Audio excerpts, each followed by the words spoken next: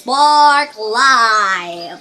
Nagpapatuloy pa rin po tayo sa ating topic na mga paraan para mapabuti ang kalidad ng pagkain at pagkain ng masustansyang pagkain araw-araw. Ang ikaapat na paraan ay ang pag-inom ng maraming tubig araw-araw. Ang tubig ay mahalaga para sa maraming mga pag-andar ng katawan. Kabilang ang patunaw, pagsisipsip ng nutrients at pagkontrol ng temperatura ng katawan. Ang pag-inom ng tubig ay nakakatulong din na maiwasan ang pag-aalis ng tubig na maaaring maging sanhi ng pagkapagod, sakit ng ulo at pagkakamayamutin. Layunin na uminom ng hindi bababa sa 8 baso ng tubig bawat araw at magdala ng tubig saan ka man pumunta.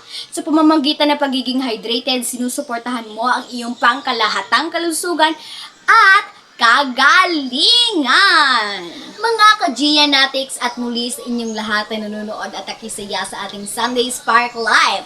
Maraming salamat! Ako po si Gia Baco at lubos akong nagpapalasalamat sa inyong walang sawang suporta at pagmamahal.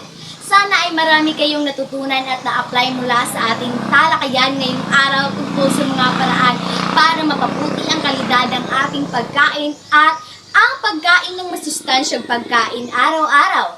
Tandaan natin ang kalusugan ay kayamanan.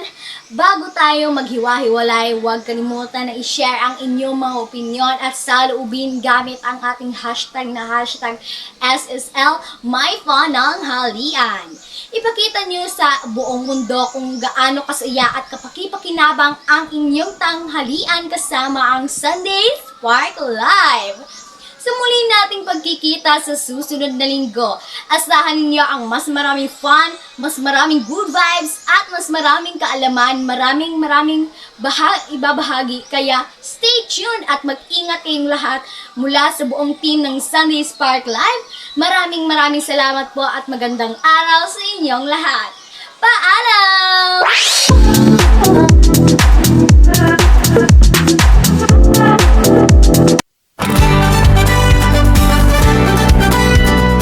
Excited ka na ba? Dahil pati ako, excited na!